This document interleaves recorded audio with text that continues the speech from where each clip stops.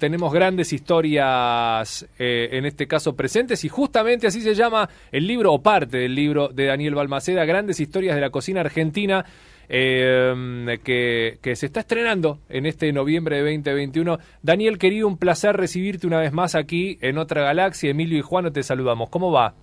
Hola, ¿cómo están, Emilio y Juan? Un gusto saludarlos. Bien, igual para nosotros un verdadero placer. Preguntarte, antes de arrancar en lo que trata el libro, ¿cómo estás también con una nueva presentación? Digo, teniendo en cuenta que has tenido ya tu pluma presente en tantos libros de autoría, ¿cómo se siente uno nuevo? ¿Es casi como los hijos? Sí, por empezar, el amor a cada libro se distribuye desde ya y digamos que se multiplica. Claro. No es un 10% por cada 10 libros, sino un 100% por cada uno de los libros. Siempre se renueva. Porque el esfuerzo, el tema es el trabajo que tenés, el laburo de investigación, sí. La preparación, el armado del texto. Es decir, uno no escribe, mete dedos en el teclado y sale el libro. Después hay todo un trabajo de arte, de como si tuvieras una escultura que hacer. Sí, claro. Te seguís puliendo. Y entonces, bueno, el día que se va, uno ya le tomó mucho cariño. Es verdad, pero la mecánica es una de las tantas partes que forman parte de justamente de esto, de una obra. Es un libro, está buenísimo. También quiero preguntarte antes de meterme, porque está buenísima cada una de las historias que relatas, como siempre, pero si Grandes Historias de la Cocina Argentina, yo te pensaba vos, Dani, en el oficio del escritor, del autor, del investigador, que estás recopilando, yendo, buscando. Hay cosas que vos vas dejando pendiente, por ejemplo, no sé, que en estos años de otros libros dijiste, me lo guardo para cuando arme uno solamente de cocina, y vas recopilando así, o cuando tenés el título o el tópico que vas a encarar, arrancás con todo medio en hoja en blanco. No, te diría que nunca se empieza con la investigación en blanco, sino que estás trabajando para un libro y de costado, cuando estás leyendo alguna carta, algún archivo, algún documento, algún diario, empezás a ver que hay algo ahí al costado que vale la pena.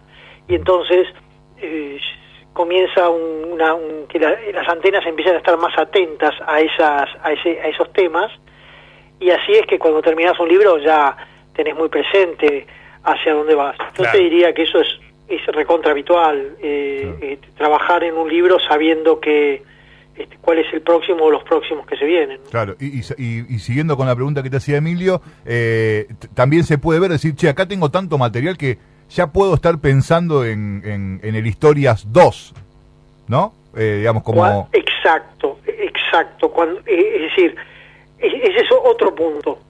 Uno es que vos trabajás y ya aprovechás el tiempo que le dedicás a un archivo, o a ir a un archivo, a ver documentos, y estás mirando como para 3 libros a la vez. Claro. Y lo otro es que una vez que terminaste el libro, a veces siguen apareciendo cosas, Claro.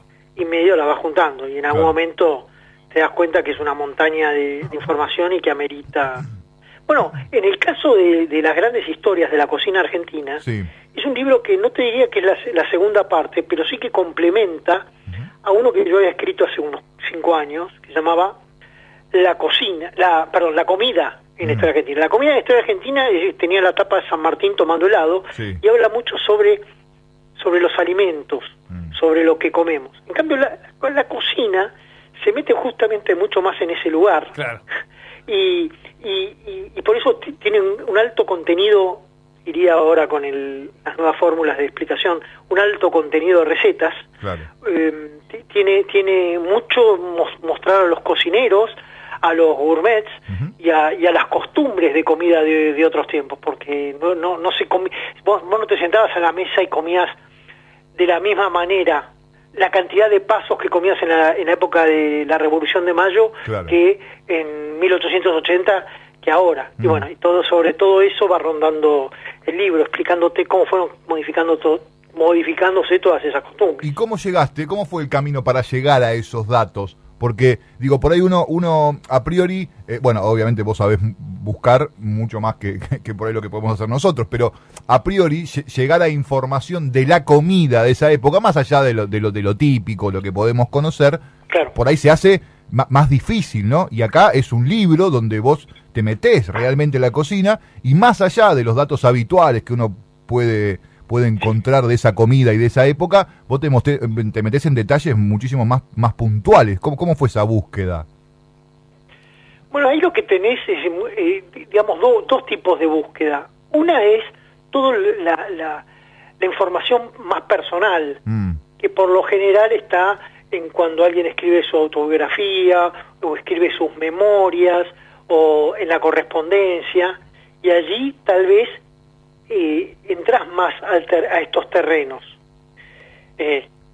Un ejemplo breve es Sarmiento le escribía cartas a sus hermanas que estaban en San Juan y él estaba en Buenos Aires, pidiéndole que le manden tal cosa, tales uvas, tales pepinos, etcétera. Es decir, era muy puntilloso con respecto a lo que quería comer en Buenos Aires y cuál era el tipo de producto que necesitaba para comerlo. Sí. Y eso está en las cartas. Pero a la vez, si te vas al otro lado, cuando pensás, por ejemplo, en el Acuerdo de San Nicolás, que se firmó en San Nicolás de los Arroyos, en la ciudad de San Nicolás, en 1852, si vos lees los documentos de aquella época, te enterás lo que compraban. Claro. Cada uno de los alimentos que compraban para agasajar a los, no recuerdo en este momento, 11 gobernadores que participaron. Y fíjate que vos dijiste algo muy interesante. Hay esas típicas cosas que ya sabemos. Bueno, típicamente sabemos que nosotros éramos muy consumidores de empanadas. Cuando ves esos documentos, te das cuenta que éramos más consumidores de pasteles de carne que de empanadas. Y cuando digo pasteles de carne, diferente de empanadas, es que eran dulces. Los pasteles de carne eran considerados un dulce y la empanada era considerada una comida salada.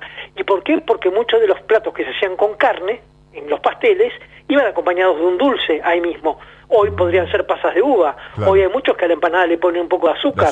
Bueno, era más el dulce, el consumo de carne en dulces, increíblemente, que en las empanadas tan clásicas que nosotros reconocemos en todos los actos patrios también. Claro. Qué grande. Y ahora, Daniel, porque es verdad lo que decís, yo estoy pensando también en la cocina como punto de encuentro histórico. Evidentemente eso no cambia, es al día de hoy, es súper contemporáneo también. Y creo que, así como tenés la capacidad siempre de mostrarnos como la radiografía de cada uno y acercarnos a la humanidad de esa persona, es verdad, nosotros asociamos a nuestra historia con las epopeyas, con los hitos, con las empanadas, y esto, qué sé yo, nos puede hablar de repente o sorprendernos con la sensibilidad de algunos o los dotes para la cocina. Nuestros próceres, había alguno que era, no sé, hoy podría aspirar a MasterChef. Por supuesto, por supuesto. Primero vas a ver en la tapa que están Petrona, Sarmiento y Borges, y los tres tienen su delantal con su nombre. Algo quiere decir eso. Total. Pero además, aquellos que viven en San Isidro conocen perfectamente bien la Quinta de Pueyrredón. Por supuesto. Claro. Y Juan Martín de Pueyrredón era uno de los gourmands de su tiempo.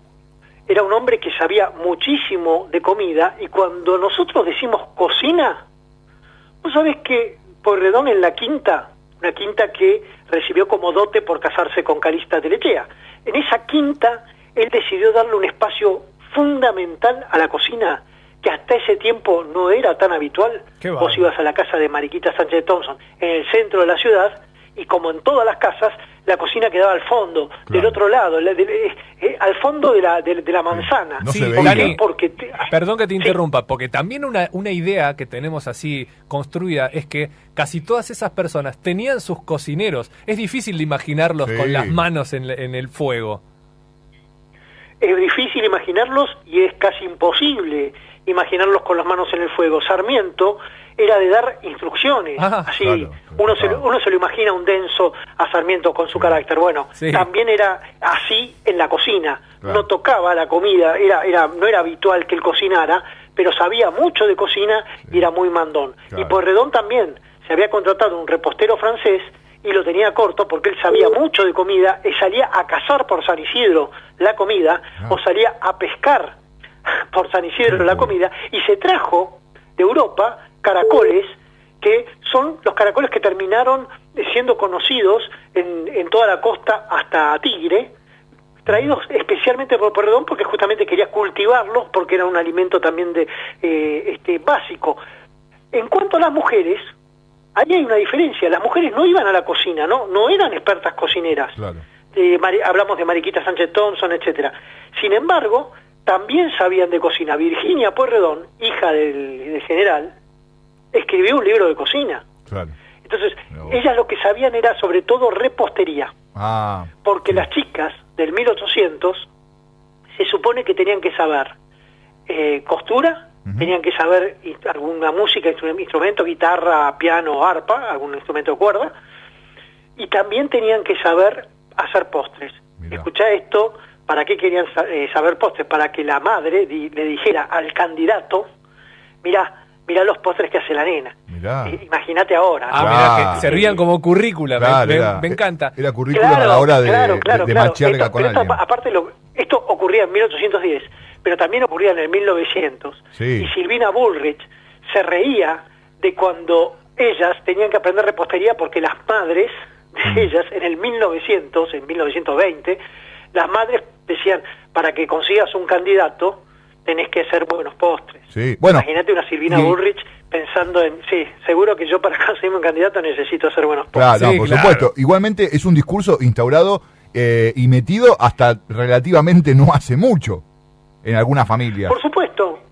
Bueno, pero desde ya, digo, Petrona, el libro de Petrona es uno de los libros, es el libro más vendido en la historia argentina, con más ediciones, es el libro más veces robado de la Biblioteca Nacional, y además, cuando vos te casabas, cuando las chicas se casaban, recibían el anillo del libro de Petrona antes. Una indirecta no tan indirecta. El combo. Claro, sí, totalmente. Sí, Dani, pienso también en otra cosa que son, o sea, una comida generalmente cuando uno agasaja, invita o es invitado, forja vínculos, y me da la sensación que en ese repaso histórico, porque no nos vamos solamente a los principios de nuestra patria, sino que evidentemente tenemos protagonistas un poco más cercanos y contemporáneos, debe haber tenido también tu libro páginas o investigación sobre eso, sobre qué pasaba en la sobremesa, o cómo uno pensaba invitando al otro, cómo agasajarlo y saber cuáles eran los gustos, y también mostraba, yo creo que es como cuando uno regala algo a alguien, ¿no? Si vos regalás pensando en vos, ahí hay una falla, pero el que piensa en el otro tiene algo ganado. Por supuesto. Mirá, te lo voy a llevar a otro terreno. Cuando yo escribo, más que pensar en lo que yo quiero decir, estoy pensando en que hay alguien del otro lado que me va a leer. Claro. Y entonces a veces dejo de decir ciertas cosas o trato de decirlas de una manera que a mí me parecen muy sencillas, pero estoy dándole más importancia, como ustedes le dan más importancia al oyente que al discurso de ustedes. Es obvio, y en la mesa también se pensaba en ese sentido. Y siempre el agasajar fue una de las cualidades que tuvieron las familias principales de Argentina, y por supuesto que había algunos caracteres más complejos en donde trataban de imponer ciertas normas frente a los invitados, y ahí tenemos otra excepción, ahora en Punta Chica, de Victoria Ocampo. Era un clásico los tés en la casa de Victoria Ocampo, con scones. Pero té con scones porque era un clásico de todos los tiempos. En todas las casas se hacía té con scones.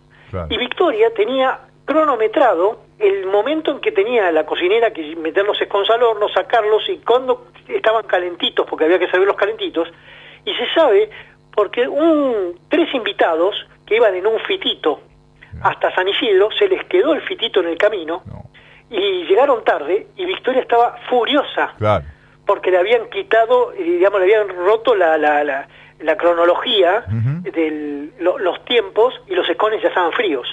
Y Victoria tenía también su carácter, ¿no? Sí, me imagino. Hay una linda, por lo menos, sin expoliar nada, pero sí te la dejo, porque también algo que pasa cuando hablamos puntualmente de la carne, como que uno hace, ¿cómo va a existir un gaucho vegetariano? No existe. Comían todos toneladas de carne por año, ¿no? Tiene uno esa idea, Y no es tan así, ¿no? No, justamente nosotros hemos encontrado en 1902, en 1902 a Juan Domingo Astorga, el gaucho vegetariano, Vos, que cuando revisamos un poco nos damos cuenta que era más vegano que vegetariano. Mirá. Y era un hombre que llegó de Guaymallén, Mendoza, Sí. y que en un momento de su vida decidió que no iba a comer más carne y que no iba a tomar más vino, y entonces todos los días consumía pan, un pan bastante duro que hacía él, lo llamaban el pan Astorga en su tiempo, un pan bastante duro, uvas, y a veces cebolla, a veces ajo, y no mucho más. Y con esa comida él venía a Buenos Aires a hacer pruebas de resistencia, diciendo, miren con esta comida la cantidad de horas que puedo estar cabalgando sin parar, miren la cantidad de horas que puedo estar caminando sin parar. Y hacía pruebas rarísimas para la gente en el 1900, Sí. y terminó teniendo una quinta en Guaymallén, que se llamaba La Vegetariana, y un montón de seguidores que abandonaron el consumo de carne. Mirá vos, uno de los precursores, uno de los veganos precursores, podríamos decir. Acá Sí, Dani- sin duda, Ahora- por supuesto que... Sí. Dale, decime.